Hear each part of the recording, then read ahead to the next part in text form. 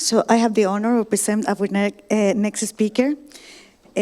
Scott Olin Schmidt is an executive director of Emerald Village, West Hollywood, the officially city-sanctioned cannabis tourism destination marketing organization, an expert in cannabis hospitality and tourism. Schmidt has spoken to the International Cannabis Business Conference, American Bar Association, and Cannabis Travel Association International. In 2025, Schmidt served as a judge for the Amsterdam Coffee Shop Awards. As a graduate of Georgetown University, he previously worked in the government relations and public affairs of numerous non-profit organizations, small business and political campaigns. In 2008, his work opposing California's ban on same-sex marriage was recognized by the American Association of Political Consultants for best use of web video in the state ballot measure campaign. Welcome very much. Muchas gracias. Thank you. Buenos días, Bilbao. How are we doing this morning? Everyone? All right. I see a lot of people who are in Berlin, and I'm glad you were able to make it with Lufthansa. We all had a journey. Not unlike the journey you sometimes get with inconsistent cannabis, right? As she said, my name's Scott Schmidt. I'm executive director of Emerald Village, West Hollywood. It's the world's first cannabis destination marketing organization that's specifically paid for by the local government to try to get people to come to visit. So we want you to come to West Hollywood, yes? Yeah. So, our city's pretty special. We had the first medical cannabis regulations in the US, kind of created the licensing process for regulating cannabis, which seems like fun, but it really set the groundwork for us now decades later. And we actually created the first licensed consumption lounges in the United States and a regulatory system that 6 years later, I believe is working pretty well. We want you to come and enjoy the best flower in the world here in California in West Hollywood. So let me tell you a little bit more about West Hollywood and not just Emerald Village. We were created as a coalition in 1984 of gay men, seniors, and Ukrainian refugees. We're home to 35,000 residents.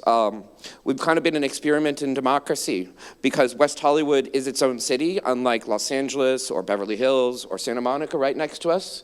We get to set our own policy. And that means that West Hollywood has been able to take leadership roles and test ideas that then grow and get accepted around California, around the States, and eventually around the world. And two of the big issues that we've been leaders in have been in gay rights and cannabis legalization. I'm getting ahead of myself. All right, so what do we have in common? Because these two movements, I believe, they started together in places like West Hollywood and San Francisco. And these two movements have a common future. We followed parallel paths, and hopefully we can learn from each other by speaking to each other. Especially here in Europe, I find that it doesn't happen that much. The movements were intertwined in the 1980s in the States. And here, as we move forward, hopefully we can learn from each other because we do have a lot in common. What do we have in common? We're creative. Cannabis users, LGBT people, we are very involved in the arts, in music, in culture. We create the culture that the world follows, okay? And that's an opportunity for us that we can build on. Our communities also operate in the shadows. Many of us in our lifetimes have been at a point where it's been illegal to be who you are, to be out about who you are, to talk about it publicly. And the same about our use of the plant, right? Cannabis in different countries, people are afraid to talk about it. People are afraid to say that they work in the industry, that they benefit from this plant. And that we have in common. What else we have in common is that we share a common goal, and that's freedom, right? We want the plant to be free, whether the plant is standardized, whether it's medical. We want the freedom and legalization that comes with it. And there's two other things that our movement has in common. There's one more thing we have in common. We're everywhere, and we're everybody, all right? So like gays and lesbians, cannabis users cross all divides. We come from all races, all ethnicities, all ages, all classes, socioeconomic status, nationalities, geography. We are everyone, and we are everywhere, and that will work to our advantage if we leverage it. Also, cannabis and gay rights have been pretty much on parallel paths the last few decades. And so let me tell you about that, all right? Our parallel paths, both cannabis and gays, we've been around pretty much forever. I say pretty much because, humans weren't around 100,000 years ago, right? The second thing we have in common, in the last 100 or so years, we've been marginalized since the Industrial Revolution. We've been subject to government propaganda. In the States, we had the marijuana ads, et cetera, that were put out by the US government because they wanted to stigmatize the plant by associating it with, certain groups of people. And that has led both cannabis and gays to be subject to stigmas and stereotypes, okay? And what I found really amazing is the stereotypes aren't all the same. And it's the same in the gay community and in the cannabis community. So when you think of like a gay person, you can think of drag queens, you can think of the muscle guys, etc. But you have a vision of what it is, and that vision may depend on where you are, right? A West Hollywood gay is different than a New York gay, is different than an Amsterdam gay. Same with cannabis. The stereotypical cannabis user in California looks different from the stereotypical cannabis user in Texas or the one in Europe, but there's all stereotypes. And unfortunately, sometimes we internalize those stigmas and those stereotypes, especially when we're trying to negotiate policy, and that forces us to make concessions that we may not otherwise do. And the other thing, and this is hopeful, and I want to give you hope at the end of this, we've seen progress, all right? Both movements have seen progress. Cannabis is moving a little bit slower, and I hope that these conversations that we're having here this week will move that ahead. So the other thing that we have in common, and just from my experience, they both got their kickstart on that path towards freedom in West Hollywood. So let's talk about it, these parallel paths. So on the left, we've got the gay rights movement. On the right, we've got cannabis, specifically the legal structure in the United States. I apologize for that. You talk about what you know, right? So in the gay liberation movement, we started domestic partnerships, which was basically a piece of paper that the government gave that you could use maybe for housing or a hospital, but that was about it. That evolved into civil unions, which was marriage in name only, and then we eventually got to marriage equality 10 years ago. Same in the States. We started with medical use cannabis, legalized in California, in places like San Francisco, West Hollywood in the 1980s. In the last decade, we've moved to adult use recreational cannabis, and eventually we're gonna get to descheduling. And descheduling is when cannabis is not illegal on the federal level. You can buy it, you can sell it, you can get health insurance, you can get a bank account, we're gonna get there, all right? It's just, we're moving at different paces, and a lot of it depends on how we present ourselves to the world as well.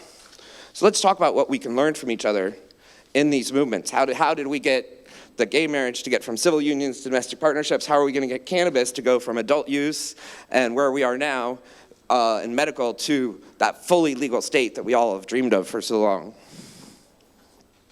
So some of the things we can learn from each other is celebrate those small victories. A lot of times when you get a small victory, you're like, well, I wanted more, right? Going to Schedule 3 in the US, well, we want to be descheduled. You know what, going to Schedule 3 is a big deal. Let's celebrate it when it happens, okay?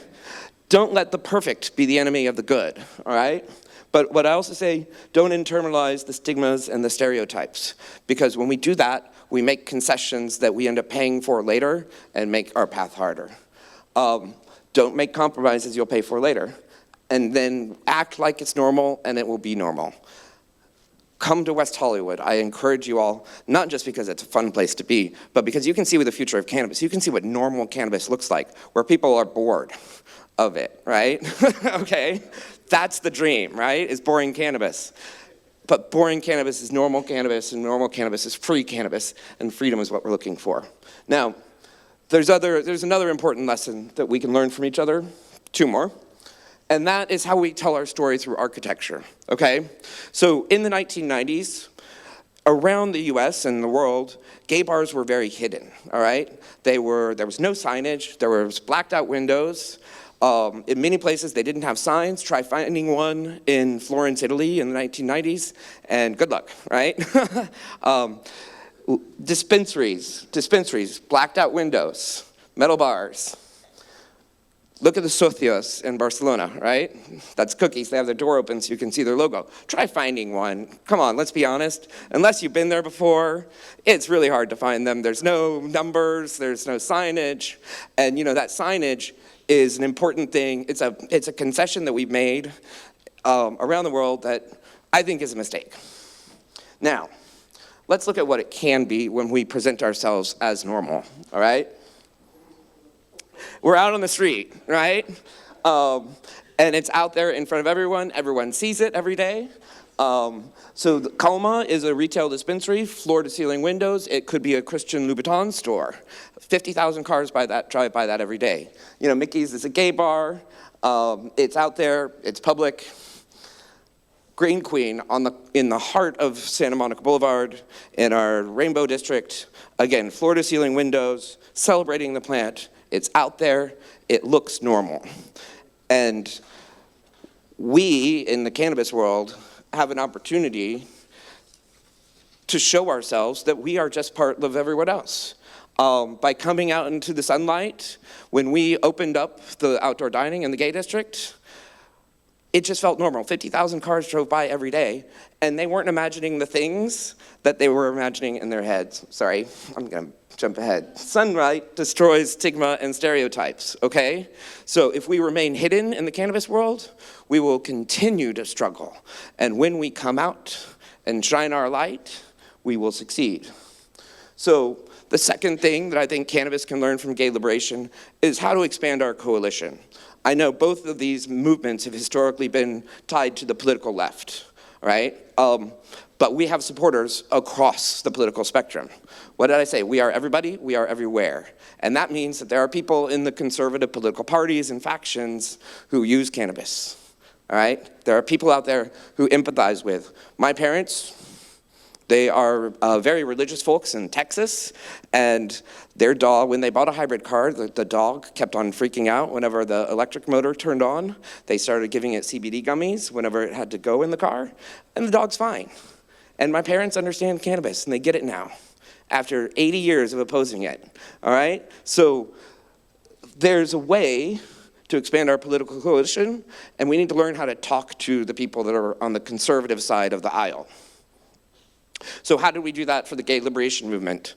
In the States, in 2008, there was a group called Republicans Against AIDS, which was organized to persuade Republicans to vote for marriage equality.